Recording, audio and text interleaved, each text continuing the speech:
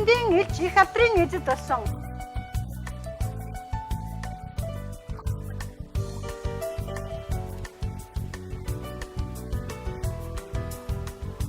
Түүхт 90 жилийн баярын мэндийг Аймгийн нэгдсэн эмнэлгийн хамт олонны нэрийн өмнөөс сэтгэлийн халуун мэдчилгээг өргөн дэвшүүлж